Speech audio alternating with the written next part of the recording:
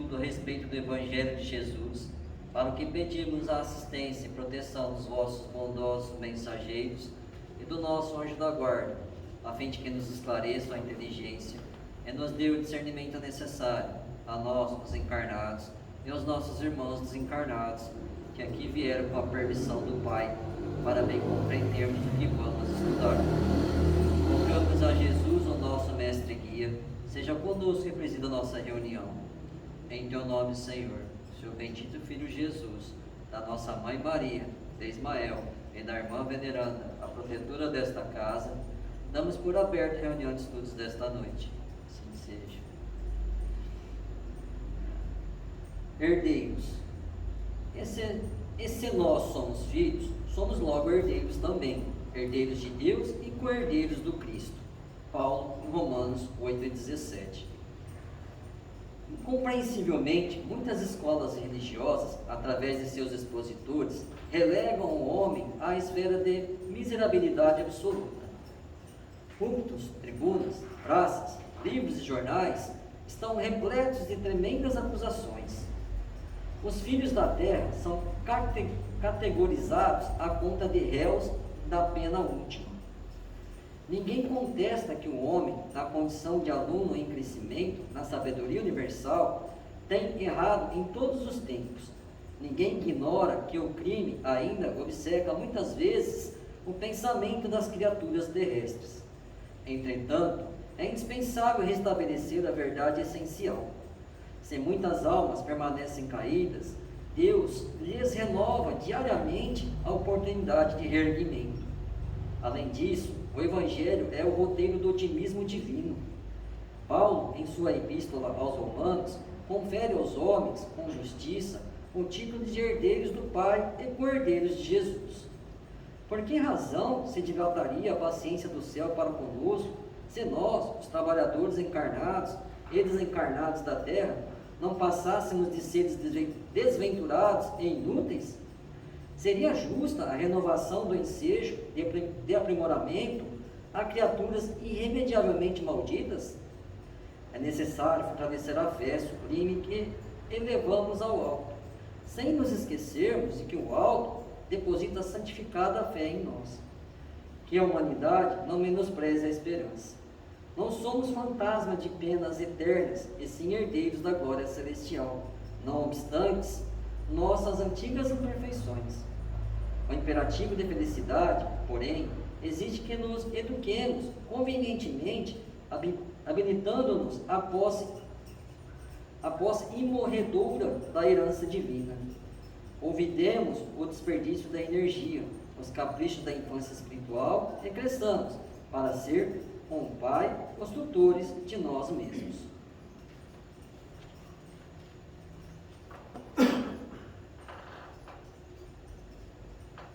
Pai nosso que estás nos céus, santificado seja o vosso nome, Senhor. Que venha a nós o vosso reino, que seja feita a vossa vontade, assim na terra como no céu. O pão nosso de cada dia nos dai hoje, Senhor. Perdoai as nossas ofensas, assim como nós perdoamos aos que nos têm ofendido. E não nos deixeis que entremos em tentações, e livrai-nos, Pai, de todo o mal, porque Teu é o reino, o poder e a glória para sempre. Amém. Espíritos esclarecidos e benevolentes, bondosos mensageiros de Deus, que tendes por missão assistir aos homens e conduzi-los pelo bom caminho, sustentai-me nas provas desta vida. Dai-me força para suportá-las sem murmurar. Afastai de mim os maus pensamentos e fazei que eu não dê entrada a nenhum espírito que tentasse iludir-me e conduzir-me no caminho do mal. Esclarecei minha consciência com relação aos meus defeitos e tirai-me de sobre os olhos o véu do orgulho, capaz de impedir-me os perceber e confessá-los a mim mesmo. A ti, sobretudo, bondoso anjo da guarda, que mais particularmente velaste por mim, E a todos vós, espíritos protetores, que por mim vos interessais, fazei que me torne digno da vossa proteção. Conheceis as minhas necessidades, que elas sejam atendidas segundo a vontade de Deus. Que a paz que irradia do coração de Jesus e que abrange toda a terra, possa ser assimilada por todos os corações aqui presentes, tanto encarnados quanto os desencarnados, para que de posse dessa paz possamos compreender as leis que regem o mundo espiritual e ter a boa vontade de praticá-las em nossa vida diária. E em nome do nosso mestre amado Jesus, da equipe espiritual desta casa, em nome da irmã veneranda, dos nossos anjos guardiões e espíritos protetores, solicitamos que a água aqui exposta seja fluidificada em nosso benefício. Que assim seja, damos graças a Deus.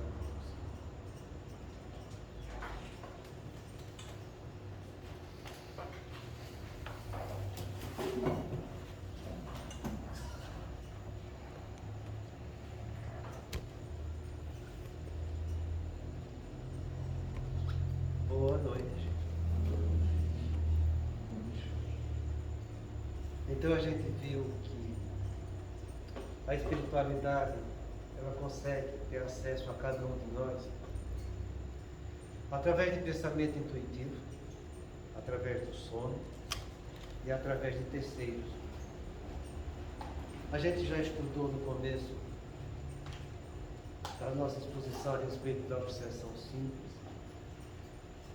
que a via normal da influência negativa, ela vem através de pensamentos intuitivos, e eles projetam justamente onde existem falhas em cada um de nós. E depois que ele projeta esse pensamento, que a gente chama isso de assédio espiritual, quando você percebe o pensamento e você concorda com ele, esse assédio já passa para uma fase mais profunda, que a gente chama de assimilação. Quando você assimila esse pensamento intuitivo, daquela ideia negativa que foi sugerida, você começa a compartilhar com eles desses impulsos. E numa fase mais adiantada, isso começa a ser exercitado também através do sono. Então você tem pensamento intuitivo, você tem o sono, e depois vem a influência de terceiros. Você percebe, você assimila, e agora você começa a ter problemas no sono. E é aqui que a coisa começa a ficar mais interessante, sabe? A coisa começa a ficar mais palpitante. Porque enquanto você está no processo de pensamentos intuitivos, a maioria das pessoas acha que é normal ter pensamentos negativos. Todo mundo tem, eu tenho também. Tem uma ideia ruim, né? Bem que aquilo ali é certo mesmo que aconteça. As pessoas ficam dialogando com elas mesmas. Nesse diálogo que você tem de você com você mesmo, nunca é você com você mesmo, é você com alguém. Então, na fase de pensamento intuitivo, entende? As pessoas acham normal, porque todo mundo, quando está pensando em alguma coisa, sempre vem pensamento positivo e negativo. Né? Isso pode ser assim, mas pode ser assado, pode ser assim melhor, pode ser pior. Acham isso normal. Porque a gente é desse jeito, e a gente cresceu desse jeito, a gente vive desse jeito, a gente vai morrer desse jeito. Tendo influência positiva, influência negativa, e assim vai a coisa, sabe? A coisa é diferente quando você começa a ter distúrbio de sono. Porque alguma coisa de anormal está acontecendo. E é como eu falei para vocês aqui, na natureza humana, nesses 8 bilhões de pessoas que estão encarnadas, mais de 40% da humanidade inteira tem distúrbio de sono. Tem distúrbio de sono do ponto de vista médico bem documentado, que você vai procurar tratamento. Por isso que hoje em dia se investe bilhões e bilhões e bilhões de dólares em drogas novas, que melhore a qualidade de sono, para que a pessoa tenha um sono realmente confortável, que vai trazer bem-estar para ela e ela acorde feliz. Porque a gente já viu que na fase de assimilação da ideia, um dos primeiros sintomas que surge é você acordar com mau humor matinal. Você dorme, mas não descansa. Você acorda meio injuriado. Você acorda já cuspindo marimbondo. Você não tem mais... Dormiu a noite inteira e já acorda destrambelhada, né? Ninguém pode fazer assim que você já está fazendo assim. Então, essas coisas é interessante. Então, quando você fala para distúrbio de sono, então você não dá para dizer mais que é normal. Você está passando por alguma dificuldade. E as pessoas lançam mão de vários tipos de tratamento para isso. Procurando sempre tratamento do ponto de vista medicamentoso. E é aí que existem algumas coisas que são muito comprometedoras. Porque os tratamentos medicamentosos para isso que a gente tem hoje em dia, a gente nunca consegue devolver um sono realmente confortável. A não ser ultimamente, de alguns anos para cá, tem 3 drogas que melhoram um pouco a qualidade de sono e que deixa você de uma maneira mais funcional quando você acorda. Sabe? Você tem a classe dos antidepressivos que estão surgindo agora. Tem 2 que é a trazodona e a mirtazapina. E tem um outro psicótico que é a quetiapina, que realmente melhora. Tem seus efeitos colaterais, todos, tem, mas que realmente tem uma produção em você que vai ser mais confortável do que os benzodiazepínicos. A tendência hoje nossa é deixar benzodiazepínico a cada vez mais empurrando de lado, sabe? Que droga viciante, o nome já diz, né? Tem alguma coisa boa que o vício traga? Não tem. Então, tanto as benzodiazepínicos como as drogas Z, entende? Todas elas são viciantes. Drogas Z hoje em dia a gente indica tratamento no máximo por 1 mês e tem que tirar a droga. Coisa que no Brasil não acontece, não, né? Porque é uma coisa ao concurso. O nego toma, gostou, então tu toma mais, tá entendendo? E vai tomando. As drogas benzodiazepínicas elas têm uma tolerância que é uma coisa fantástica. Você começa com 0,25 de alprazolam, daqui 3 meses está passando 0,5, passa mais 4 meses, está tomando 1 miligrama, daqui a pouco está tomando 2 miligramas, daqui a pouco 2 miligramas, mas não resolve mais, aí você vai trocando por outro, porque a tolerância dela é muito grande. As drogas Z têm menos tolerância, mas também não tem pouca eficácia. Então o que é que acontece? O que é que acontece é que a gente está aqui diante de distúrbio de sono. E é o que a gente vai estudar hoje, sabe? Por que é que a pessoa tem distúrbio de sono? O que é que acontece com a pessoa desse jeito, sabe? E só relembrando para vocês que quando a gente fala a palavra obsessão, você entende que obsessão significa ideia fixa. Ideia fixa. Toda vez que você tiver ideia fixa, você tem uma obsessão. Então, vamos conversar. Então, o nosso amigo ele faz o seguinte comentário. Vou mandar para o Tais pacientes, aqueles que já perceberam e assimilaram a ideia intuitiva, quando eles vão dormir, olha o que acontece. Tais pacientes conduzem ao leito, antes do repouso físico, as apreensões angustiantes, as ambições desenfreadas, as paixões perturbadoras, demorando-se em reflexões que as vitalizam, vivendo-as na mente quando não encontram os meios de fruí-las fisicamente. Ao se desdobrarem sobre a ação do sono, encontram-se com os afins encarnados ou não, com os quais se identificam, recebendo mais ampla carga de necessidades falsas, ou dando campo aos estados anelados que mais os torturam e afligem. Eu só queria primeiro definir essa palavra apreensão, que significa preocupação. Tem alguém aqui que não é preocupado? Levanta o braço que eu quero conhecer esse freguês. Levanta. Não tem como. Até você entender que preocupação é ideia fixa e dominante que absorve completamente o espírito, distraindo-o das demais ideias. Você que é espírita, quando vê uma definição dessa, diz, pelo amor de Deus, ideia fixa, dominante, que impede de eu ter outras ideias. Olha a gravidade que isso significa do ponto de vista espiritual. Imagina que você tem uma ideia fixa que está ali e as outras ideias dos espíritos bons, do anjo da guarda, dos protetores, não conseguem encontrar campo para que você reflita. É uma palavra tão simples, não é uma palavra que todo mundo diz. Hoje eu estou preocupado demais. Hoje a preocupação tomou conta de mim, está entendendo? Eu fico preocupado com o meu trabalho, preocupado com a mulher, com o filho, eu fico preocupado com o tempo, eu fico preocupado com o governo. Nossa, vai ser uma desgraça agora. A gente fica preocupado com tudo. Está aí. É uma obsessão. Se a gente for dizer que você está obsidiado, você fala, eu obsidiado? Por que eu estou obsidiado? Você está obsidiado por causa disso. Porque é uma pessoa que você tem uma instabilidade emocional que vive fazendo isso aqui, ó, apreensões angustiantes, preocupações angustiantes na sua vida. É por isso que você é uma pessoa obsidiada. E adianta você ficar fazendo oração de boca, né? De coração não é, de boca. Se o pensamento do teu anjo da guarda não está encontrando receptividade na tua mente,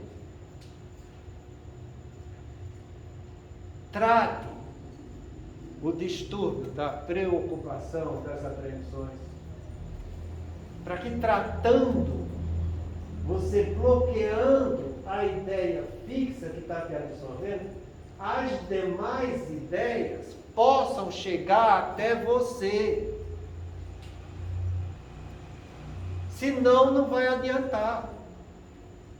Então, quando você tem um distúrbio de ansiedade desse ponto, é fundamental você tratar o distúrbio de ansiedade, para que você tenha condição de melhorar o seu campo mental e você realmente tomar posse da sua atividade pensante. Senão não vai dar certo. A gente fala que no mundo hoje em dia é documentado, né? Trabalho da Organização Mundial de Saúde. Em média de 400 milhões de pessoas que passam por transtorno depressivo. 8 bilhões.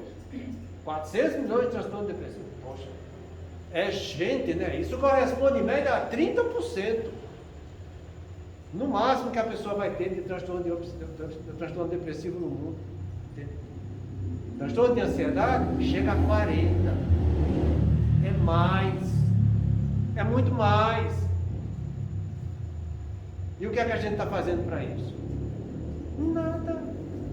Você vai levando a coisa como fizesse parte do mundo, que todo mundo é assim, entende? Eu também vou ser assim, entende? Todo mundo é desse jeito, é destrambelhado, eu também sou destrambelhado um pouco, tá entendendo? Porque para ser melhor do que o pior, basta ser ruim. Fulano é pior do que eu e eu estou bem, então me compara com o pior que eu me satisfaço com minha ruindade. Fulano já está no psiquiatra, eu não estou ainda.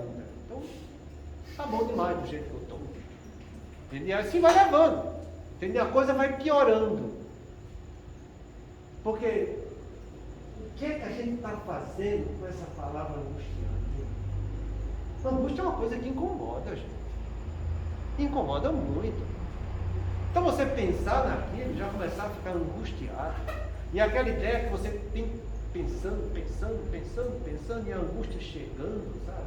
A coisa incomoda, tá? Isso antes de você dormir. Você passa o dia inteirinho desse jeito, preocupado. Entende? E vai levando, e vai trabalhando.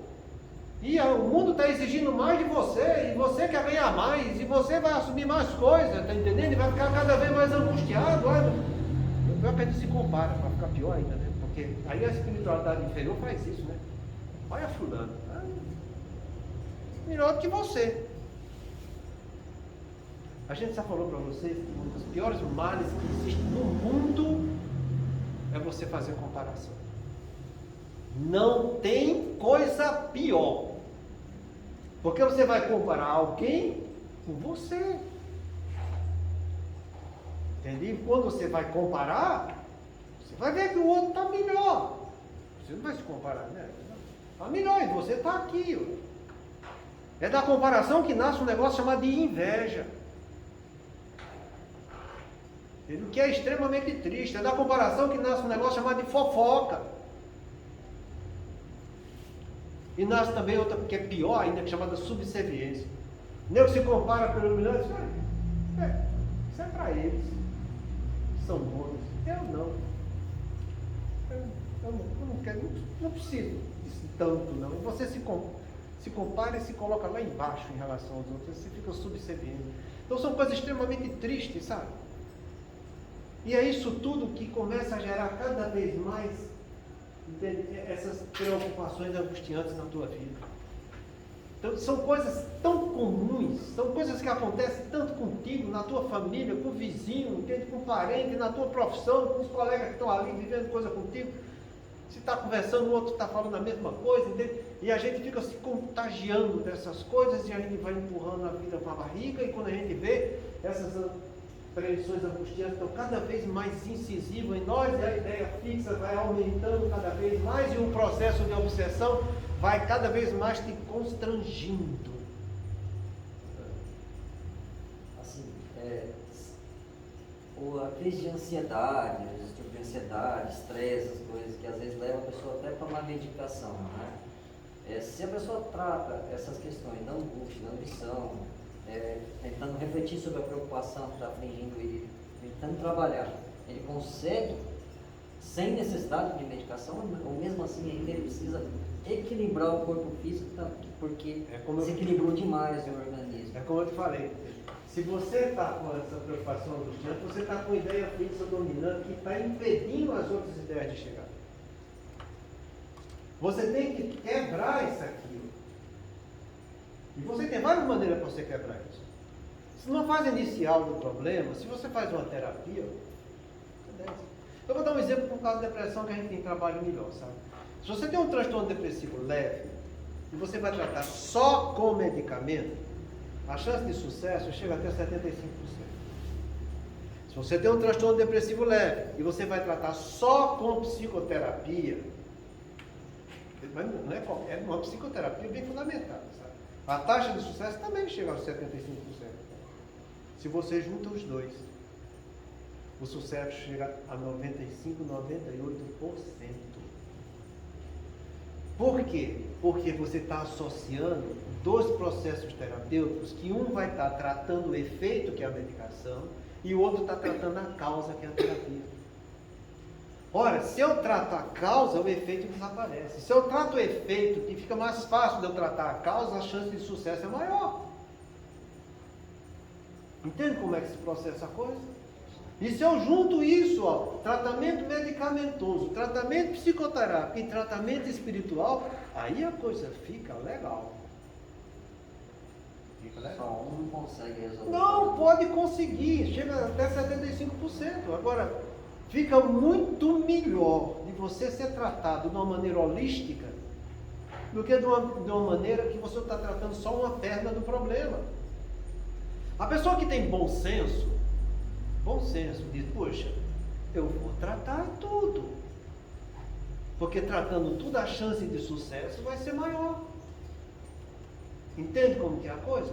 Uma vez você tratando isso aqui, quebrando isso aqui, você modificando a maneira de viver e de encarar a vida, você tendo autocontrole do seu pensamento, a medicação que você tomou vai ficar desnecessária. E é muito comum a gente receber isso no consultório, entende? Você medica, orienta, ele vai fazer suas terapias, e depois volta e diz, doutor, eu acho que eu não estou precisando mais de remédio, não. Por quê? Já estou acordando com ressaca desse troço aqui. Eu digo, então vamos tirar fora. E ele vai tirando e tira. Por quê? Porque ele já está sendo dono da sua própria casa mental. Essa história do pessoal dizendo, mas isso dá dependência. Porque dá dependência é o que vicia. O que vicia é a receita azul. As drogas viciantes, que são as drogas Z, agora numa dose acima de 10 mg, tanto zopicona e zopidem, Ela está consumindo controlada com receita azul. Entende? Porque aí já está adquirindo o que a gente chama de tolerância e você também tem que aumentar a dose. E eles dão menos tolerância do que os benzodiazepínicos. Então você vai aumentando, você está ficando viciado. Então a partir daqui agora vai ser receita azul. Entendeu? Se você tem bom senso, se você trata o paciente, ele entende que vai tomar aquele melhor, você vai tomar esse remédio no máximo um mês. Até lá a gente tem que estar equilibradinho. É só você fazer as coisas certas. Está tudo certo, sabe? O que não dá certo é quando você não entende da coisa e você quer tomar conta da coisa que você não entende. Aí a coisa fica complicada. Então o que eu quero chamar bem a atenção aqui é que essa palavra, que é muito simples, apreensões angustiantes, que são preocupações, gera ideia fixa, e que preocupação desse jeito é igual a obsessão. Entende? E a gente tem que ter em mente, porque lembra do que a gente falou dos transtornos neuróticos no anterior? Existem os transtornos neuróticos que têm como causa básica o processo obsessivo. São, nos casos que a gente chama a obsessão, é um fator primário do transtorno neurótico. Existem aqueles outros transtornos neuróticos que vêm por conflitos de vida, em que a causa do processo é a vida da pessoa que ela não está sabendo aceitar e viver de acordo com o que a vida está mostrando para ela. Então, quando o problema se inicia no fato de rebeldia da vida, a obsessão primária é do encarnado. A obsessão que está acontecendo vai ser secundária a um processo primário dele. É por isso que a gente estudou tanto essas coisas nas reuniões anteriores. Para que a pessoa entenda como a coisa se processa, senão fica difícil da gente tratar. Então, se você tem um transtorno neurótico, é ansiedade que a gente está vendo aqui. É ansiedade, depressão e estresse. São os transtornos neuróticos. Se eu tenho isso e está gerando uma preocupação na base disso, entendeu? Eu sei que essa preocupação vem por um conflito de vida, é porque o problema é do encarnado. A obsessão é secundária. Trato o encarnado, equilíbrio encarnado, a obsessão desaparece. Entendeu? É por isso que a gente fala sempre, quando você pega um paciente com esses transtornos, entendeu? A gente vai analisando, conversando com ele, para ver se você chega a um fator que começou com aquilo. Então começou quando eu tive uma briga com meu pai, que eu comecei a ficar mais incomodado comigo, e isso foi piorando, então teve um fator existencial. Entende? Quando você não encontra fator nenhum, e a gente tem que ter muita sinceridade de poder trabalhar com o paciente isso, sabe? Porque ele tem que confiar, e você tem que confiar nele também. Entende? Se você cavuca de um lado, cavuca do outro, não encontra um fator desencadeante do quadro depressivo, de estresse ou de ansiedade, aí é uma coisa que chama de causa difusa, aí você fica esperto, porque normalmente a obsessão é quem está causando o transtorno neurótico. A obsessão é primária. E são coisas que a gente tem que ter em mente para saber como deve tratar. Porque se o quadro de preocupação, de ansiedade dele é de fator existencial de vida, você tratando o encarnado, o resto desaparece. Entendeu? O que é diferente daquele que tem o transtorno primário como quadro obsessivo. Você pode tratar e deve tratar o encarnado, mas se você não tratar o quadro obsessivo em si, a coisa vai continuar. Por isso que é tão importante você ter essa visão holística de quando você pegar seu paciente para tratar. Entende? Você vai pedir para ele, entende? Olha, você vai tomar medicamento, você vai fazer sua terapia, mas volta para a tua religião. Olha o que eu falei, volta para a tua religião. Não é para vir para a casa espírita, não. Se ele não for espírita, não precisa vir. Se a fé dele está lá no catolicismo, vá para o catolicismo. É lá que está a fé. Entendeu? A palavra fé. É o evangelho que está. Então vá procurar a sua igreja evangélica. É ali que está a tua fé. É nessa fé que você vai tratar o princípio religioso. Entendeu? É isso que vai te dar suporte na vida. Procura a tua fé. Ele procurando, você tratando o corpo, trazendo equilíbrio para ele fazendo uma terapia, e ele fortalecendo a fé dele, ele vai estar tratando o quadro obsessivo, se a obsessão for primária. Eu já falei para vocês e continuo falando, onde eu trato muito mais de obsessão no meu consultório do que aqui dentro da casa espírita. Nem se compara. Imagina quantos a gente não pega que chega lá com seus distúrbios de ansiedade. Quantos a gente não pega que está com transtorno depressivo? Ou transtorno do estresse, como a fibromialgia. Só no mundo. A gente recebe todo dia. E as pessoas, mas faz mal tratar de obsessão? Se fizesse mal, eu já estava doido, corrido, né? Não faz mal, de jeito nenhum. Jesus não pediu para que a gente amasse uns aos outros? Você, quando está tratando o seu consultório, você está amando os outros. Se você ama e faz a coisa correta, Deus vem te ajudar. Do mesmo modo é na casa espírita. Faz mal tratar, conversar com os outros? Não faz mal coisa nenhuma. Se você, quando está tratando no consultório um paciente desse jeito, você sabe que está falando para ele e para a cambada que acompanha ele. A gente já cansou de estudar aqui e sabe que quando as pessoas vêm com quadro de fascinação, subjugação e até às vezes de ideia assim, de obsessão simples, eles são trazidos, eles andam junto com o seu hospedeiro, quando entra para tomar passe, quando sai do passe, eles estão juntos o tempo todo. No consultório também está junto. Aí. E o que é que tem? O que é que tem é que você tem essa visão e você tem esse conhecimento e você vai tratar da maneira correta. E tratar desse ponto holístico que eu estou te falando. Tem que tratar o corpo, tratar através da psicoterapia e através da religiosidade. Porque isso a gente encontra. A gente serve feijão com arroz. Todo mundo tem preocupação de distúrbio de ansiedade. Entendeu? É difícil você encontrar uma família que não tem um troço desse. E se você acha que passou da ansiedade, eu passei, isso aí, preocupação não é comigo, minha família é equilibrada, ótimo. Tua família não tem ambiciosos já não? O que é ambição? Ó, já falei para vocês e torno a repetir. Pega Prolegômenos, do Livro dos Espíritos, está lá no último parágrafo.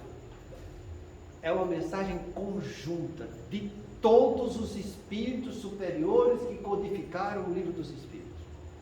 Inclusive Jesus, começa encabeçando com ele. E ele fala que a espiritualidade superior não está junto dos ambiciosos e orgulhosos.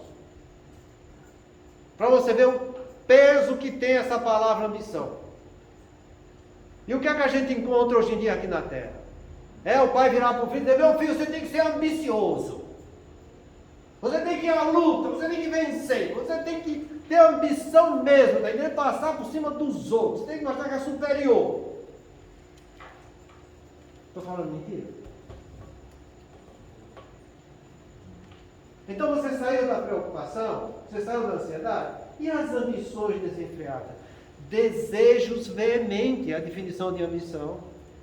É você ter um desejo muito intenso. Quando eu tenho um desejo muito intenso, o que é que acontece com os outros? Desaparece, porque eu fico com a ideia fixa do desejo que eu quero ter. É isso que a ambição faz. Ideia fixa. Que é igual a quê? Obsessão. E nesse caso, onde é que está a obsessão? A grande maioria das vezes está no próprio encarnado. É o que a gente chama de, como a gente estudou a semana passada, de auto-obsessão.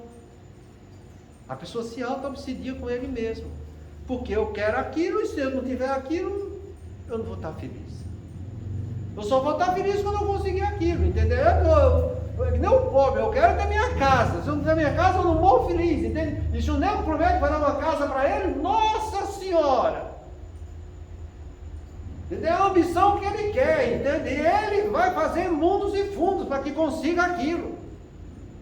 Ele não quer saber se ele está fazendo coisa lícita, ilícita, se está levando vantagem ou se não está levando. Ele quer aquilo. Porque ele colocou aquilo como um fator de vida para ele.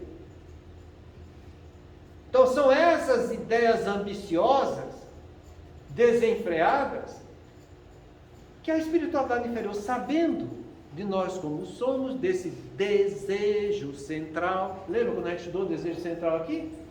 Está lá no livro Ação e Reação de André Luiz, que é o próprio obsessor que mostra isso para André Luiz, como é que eles fazem. Conhecendo o desejo central de qualquer um encarnado, a gente pode ter acesso a ele e trazer pensamento cada vez mais intenso naquilo, para que ele fique com essa ambição desenfreada. Vai lá que ele dá o exemplo dos desejos centrais. Esse livro está de graça na internet. Você tem smartphone aí, pega lá, Ação e Reação André Luiz, bota desejo central. Você vai ver o próprio obsessor mostrando que existe uma tal de escola dos Vingadores que ensina qualquer um de nós aqui de espíritos desencarnados a captar o desejo central do encarnado e gerar a obsessão deles, entende? E ele dá um exemplo no caso da usura. Pois é. Aí a gente está aqui na Terra, a gente se acha, porque o orgulhoso é esse, ele se acha, né? Eu sou eu. Eu receber ideia de espírito, imagina que vai espírito chegar perto de mim, já está sendo manuseado pela espiritualidade há muito tempo.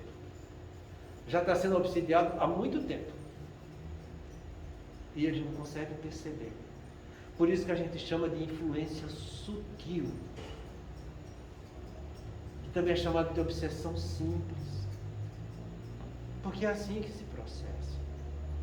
Então cuidado, porque isso aqui não traz nenhum progresso espiritual para você. Muito pelo contrário. Vai trazer só influência negativa. Porque vai estar gerando cada vez mais ideia fixa. E quando a ideia fixa ela é dominante e absorve a pessoa por completo, as outras não conseguem entrar na cabecinha dele, não conseguem penetrar no campo mental. E outra coisa que além, você pode até dizer, eu não sou ambicioso nem sou preocupado. Escapei. Dançou. Porque escapar dessa aqui, paixões perturbadoras. Sabe o que é paixão, né? Não é só de amor de homem por mulher, não é essas coisas não. Tá? Paixão é todo o incremento que eu dou a uma necessidade ou a um sentimento. É quando eu valorizo demais uma necessidade minha. Eu valorizo demais um sentimento que eu gosto de ter. E quando eu valorizo demais essa necessidade, esse sentimento, eu fico com a ideia fixa. E as outras não conseguem penetrar em minha casa mental. A paixão, por si só, ela não é doentia. A paixão eu tenho que saber quem está comandando. Se sou eu que comando a paixão ou é a paixão que está me comandando. Se eu estiver comandando a paixão, a minha vontade está na frente e a paixão vai servir de impulso para que a minha vontade seja cada vez mais vigorosa. Quando a paixão está na frente, dominando a minha vontade, eu só faço besteira. Porque vontade, lembra da definição? Capacidade que eu tenho de querer e de escolher. Se você para de querer e de escolher, e deixa a necessidade tomar conta do teu querer, imagina as besteiras que você não vai fazer.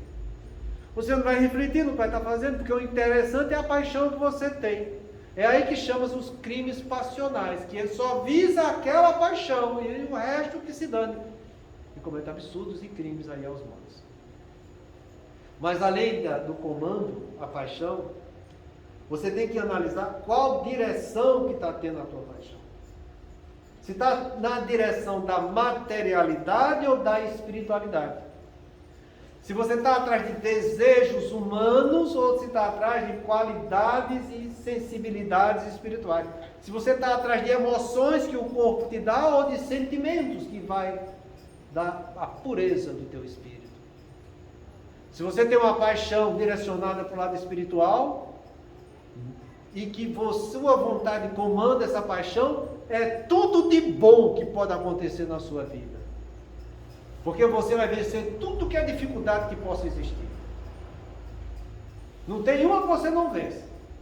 Você trazendo energia para a sua vontade e você na direção do sentimento sublime. Você está sublimando sempre tudo que acontece na tua vida.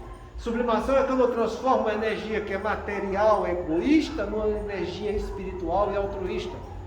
Imagina você olhando para o seu lado negativo, materialista e egoísta, e você diz, não é isso o que eu quero é o meu lado espiritual, o que eu quero é trabalhar o altruísmo. E você faz isso, não tem quem te segure. Então a paixão sempre é boa nesse sentido. E ao contrário, ela vai causar muito transtorno quando ela foge dessa direção e você está analisando só as necessidades materiais que você tem. Os sentimentos que te prendem à matéria, que são as emoções que o corpo te dá. Então você visa isso, eu gosto de comer, então eu só quero comer, está entendendo? E morre de obesidade, entendeu? Você visa só o lado material. E você cai no que ele chama aqui de paixões perturbadoras. Então, ninguém consegue escapar disso e dizer que não tem, gente. Se você diz que não tem nenhuma das três, pelo amor de Deus, eu vou ficar calado aqui sentado e você me falar no meu lugar, porque eu tenho muita coisa para aprender com você. Mas muito mesmo, tá entendendo? Você deve ter uma espiritualidade fantástica do teu lado, te intuindo só no caminho sublime, tá? Não tem como. Não tem como. Porque aí quando a gente começa a lembrar das 4 torpes verdades que a espiritualidade inferior trabalha em cada um de nós, você vê que essas 4 torpes verdades estão no meio disso aqui. Sexo, narcisismo, poder e dinheiro. Pode olhar direitinho que enquadra as nossas preocupações, as nossas ambições e as nossas paixões. Então é nesse campo mental que a gente está mergulhado aqui na Terra. O tempo todo você sendo assediado, o tempo todo você percebendo, o tempo todo, se você quiser assimilando, porque depois que assimila, aí a coisa está feita. O processo continua. E o que é que a espiritualidade inferior faz hoje em dia? Faz com que você caminhe desse jeito em banho-maria. Que aperta nas preocupações, que aperta nas ambições, que aperta nas tuas paixões, depois ela solta. Porque se aperta muito, você vai atrás de tratamento. E olha, o tratamento, a grande maioria das vezes, não é no templo religioso. O tratamento é no consultório. E é lá que eles ficam curados. Porque é lá que ele vai encontrar uma droga que vai quebrar a ideia fixa. É lá que ele vai encontrar uma terapia que alguém vai instruir ele para que ele aprenda a modificar a maneira de viver e de encarar a vida. Saindo das preocupações, não valorizando tanto essas ambições que o mundo nos faz e acalenta em cada um de nós. Educando as suas paixões, reconhecendo que a paixão por si só é cega. E que ele pensando e refletindo, ele quebra a cegueira da paixão. Então, se aperta muito, ele vai procurar tratamento, e procurando, ele encontra, e encontrando, ele melhorando, ele diz, é por aqui. E quando ele melhora, que sai da prensa da espiritualidade inferior, ele perde o hospedeiro. E ele não vai querer que aconteça isso. Então fica nessa obsessão sutil, do mais ou menos obsidiado. Por isso que eu trouxe para vocês aquela mensagem do Emmanuel falando justamente disso. Do mais ou menos obsidiado. E leva você a encarnação inteira. Até você quando está ficando mais velho, que nem eu, nessa idade, que a gente tem pouca energia, já não tem mais muito fluido vital, já tem um monte de doença para tratar, entende? Que você começa a olhar para trás e ver que fiz muita coisa errada nas minhas preocupações, fiz muita coisa errada com as minhas ambições, prejudiquei a muitos com as minhas paixões. Aí você olha para trás e eles te castigam. Veja o que você fez de errado. Veja o que você prejudicou. Agora você já está velho. agora já não tem mais jeito, agora só a morte te espera. E eles olham para dentro deles e dizem para si mesmo: realmente eu não tenho mais jeito. E quando ele fala isso, que eu não tenho mais jeito, ele já pulou de uma obsessão sutil para uma subjugação, em que ele não sabe usar mais a sua vontade para vencer as dificuldades da vida. Porque a subjugação é isso, é quando a minha vontade está subjugada à vontade do meu obsessor. Então são muitos os que estão passando por seu distúrbio de ansiedade, tratando no mais ou menos. Toma um remedinho, melhora. Tô bom, para de tomar remédio, fica aliviado um tempo, depois volta, tudo novamente. Entende? E fica levando a vida desse jeito. Até que numa fase mais adiantada ele vê que não tem mais jeito. E quando ele vê que não tem mais jeito, ele está subjugado. E é tudo que a espiritualidade inferior quer. Que você chegue na velhice sem energia e subjugado. Porque quando você está subjugado, você está na mão deles. E quando você desencarnar, você vai ficar com eles. É só isso. E vai reclamar de quem? Jesus pediu para a gente ficar preocupado na vida? Muito pelo contrário, está lá em São Mateus. Não vos preocupeis com o dia de amanhã, porque o dia de amanhã tem suas ocupações. A cada dia basta o seu fardo, ou basta o seu mal, como tem algumas traduções. Jesus ensinou a gente a ser ambicioso, querer mais para nós e desejar. Ambição é quando eu quero um desejo desmedido, é de fama, de dinheiro, de poder, de qualquer coisa, do ponto de vista material. Jesus ensinou isso para a gente?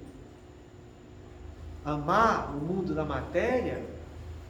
Amar tudo aquilo que o corpo nos proporciona? Não, Jesus pediu para eu exaltar o meu lado espiritual. Entendeu? Jesus pediu para a gente viver de paixão? Não, ele pediu para a gente viver de amor. Nas paixões, quero que alguma coisa venha satisfazer minhas necessidades e meus sentimentos. Quando eu amo, não, eu estou indo atrás de servir ao próximo e ajudar e fazer o bem do próximo. Então a gente tem ensinamento de Jesus, a gente tem o que a neurociência mostra para a gente tem o que a filosofia espírita diz para a gente tem tudo ao nosso alcance, para você ser um trabalhador edificante no caminho do bem. E no entanto, o que é que a gente faz com isso? Nada. A gente procura uma zona de conforto. Nem está ruim, nem está bom, vou ficar por aqui mesmo. Tá bom. É que nem aquela história do cachorro gemendo. E o cara pergunta: por que o cachorro está gemendo? Porque está deitado em cima do prego. Pô, meu, por que não se levanta já que está deitado em cima do prego? É porque não está incomodando muito. Quando incomodar muito, ele vai levantar. É assim que vive a maioria das pessoas aqui na Terra, sabe? Sentindo os desconfortos mentais que a espiritualidade inferior faz com ele, mas eles vão se acomodando. Tá ruim, mas dá para continuar. E vai continuando. Entende? E a espiritualidade inferior vai ficar só rindo de você. Vai. Tá bom do jeito que está indo. Entende? Mas lá na frente eles apertam o cerco. E quando aperta, a maioria olha para trás e já fica subjugada. Então, é como ele fala aqui, sabe? Tais pacientes conduzem ao leito antes do repouso físico as apreensões angustiantes, as ambições desenfreadas, as paixões perturbadoras, demorando-se em reflexões que as vitalizam. Porque cada vez mais durante o dia eu quero as minhas preocupações, eu quero as minhas ambições, eu quero as minhas paixões, vivendo-as pela mente quando não encontram meios de fluí-las fisicamente. Então, quanto mais eu fico pensando, mais eu vou estar dando vida fluídica àquilo. Quanto mais eu dou vida fluídica, mais fica fácil da espiritualidade ficar vendo meus pensamentos. Porque a gente já estudou aqui a respeito disso. Está lá na Gênesis capítulo 14. Fotografia do pensamento. É até bonito, cara. O título é esse, Fotografia do pensamento. Imagina que você é desse jeito. Você pensou, não é só a ideação que está acontecendo na tua mente. É que você projeta em volta de você o ato pensante que você está tendo. E quanto mais você pensa naquele ato, mais vivo fica aquilo que você está pensando. É no livro Ação e Reação que o moço está pensando em matar a mulher, porque ele tem um amante, e ele é apaixonado pelas duas filhas, que foram duas mulheres que ele teve na encarnação anterior. E ele odiava o filho, que foi o antigo marido da mulher, que ele está casado hoje. Então ele vendo que já não gostava mais da mulher, mas queria ficar com as filhas, ele começa a idealizar. Vou matar. E compra um revólver. Vou matar, vou fazer assim, assim, assado. E a ideia vai crescendo. A ideia vai criando tanta lucidez e vida do ponto de vista fluido, que chega uma hora que os companheiros do Silas dizem, olha, você vem para cá hoje porque é hoje que vai acontecer. Está tão vivificado o pensamento dele, que ele é senhor do seu pensamento. Ele está apaixonado por ele mesmo, com o seu pensamento. Ele mesmo caiu no narcisismo do pensamento dele. Então é hoje que ele vai matar. E ele vinha matar mesmo. E quando ele levanta que pega a arma para matar, o Silas faz com que a filha veja o pai matando a mãe, ela veja a ideia que ele deu tanta vida, e a filha vendo que o pai estava matando a mãe, grita. E quando grita, a mãe se acorda. E quando se acorda, vê o marido com revólver. E a mãe diz, pelo amor de Deus, não se mate. Se é isso que você vai fazer, eu prefiro que você saia de casa e vá viver sua vida. Ela pensava que ele ia se suicidar, sabe? E ela queria era matar a mulher. Tá? Então é assim que as coisas acontecem. É assim que esses pensamentos vão criando vida e cada vez mais força, entende? Porque quando eu estou no campo da vida física, eu estou dando energia para que a coisa aconteça. E isso vai cada vez sendo mais captado pela espiritualidade inferior, que me acompanha, porque cá para nós, todos nós temos uma cambada negativa e uma cambada positiva do lado. A gente já viu isso, está lá no livro dos Espíritos, a respeito dos anjos da guarda. No fim do capítulo, Kardec resume. Todos nós temos um anjo da guarda superior e bom, que tudo sabe da nossa vida e que foi programado no nosso plano existencial. Abaixo deles nós temos os espíritos familiares, que são bons, mas não tão superiores quanto o anjo da guarda, mas que trabalham de uma maneira mais incisiva e perto da gente. Também temos os nossos espíritos simpatizantes, que são tão bons e tão ruins quanto nós mesmos, que são nossos primeiros obsessores, que a gente chama isso de obsessão não odiosa. Eles são simpatizantes com a ruindade que a gente tem, então são tão ruins e tão bons. E depois nós temos os espíritos inferiores, que são as obsessões odiosas. São os que querem se vingar. São os que querem me prejudicar por inveja. São aqueles que querem me perturbar quando vê que eu estou indo no caminho do bem. Entende? A gente tem isso tudo do nosso lado. Isso eu dou de mão beijada. Tchum. A tela mental minha. O meu desejo central. Olha onde estão minhas preocupações. Olha onde estão minhas ambições. Olha onde estão minhas paixões. O que é que eles vão fazer? Vão cada vez mais trazer esses pensamentos, através de pensamentos intuitivos, que vai cair no meu campo mental e que eu vou ter já os braços abertos para aconchegá-lo dentro de mim. Então eu passo o dia inteiro fazendo isso. Aí a semana que vem a gente vai ver o que é que acontece quando a gente vai dormir, que não vai dar mais tempo hoje. É dormindo assim mesmo? Mas dá para você imaginar o que é que vai acontecer quando vai dormir, né? Pois é. Aí você vai ver porque é que tem tanto distúrbio de sono.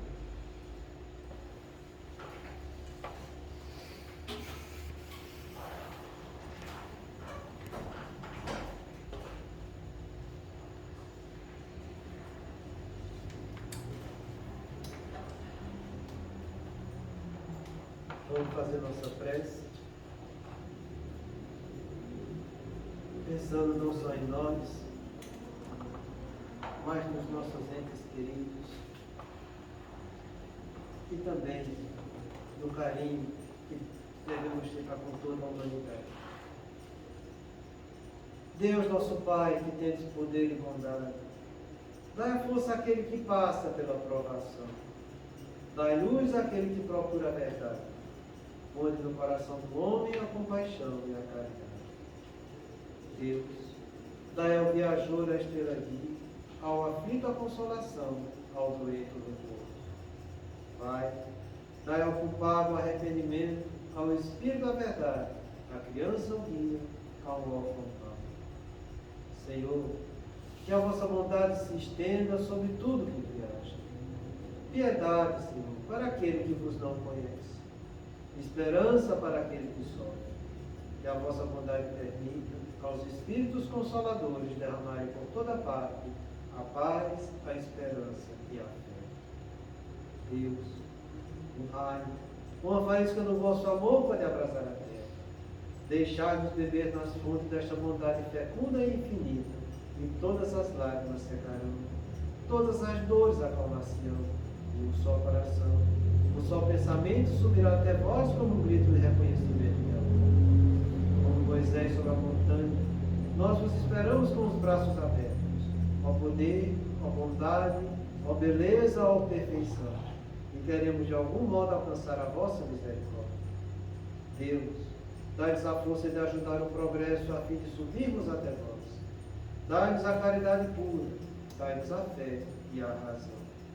Dai-nos a simplicidade para de nossas almas o espelho onde se refletirá a vossa imagem.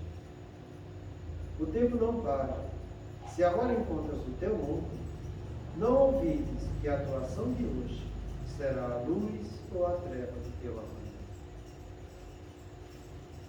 Senhor nosso Pai, te agradecemos a oportunidade de estar aqui nessa noite, onde recebemos toda a intuição, tantos ensinamentos, que se é bom, Senhor, carregá-los no nosso dia a dia, nós encarnados e a todos os desencarnados aqui presentes, nos ajudando, nos incluindo e nos conduzindo da melhor forma em todos os momentos de nossa vida. Pai nosso que estás no céu, santificado seja o vosso nome, que venha a nós o vosso reino, que seja feita a vossa vontade, assim na terra como no céu. O pão nosso de cada dia nos dai hoje. Perdoa, Pai,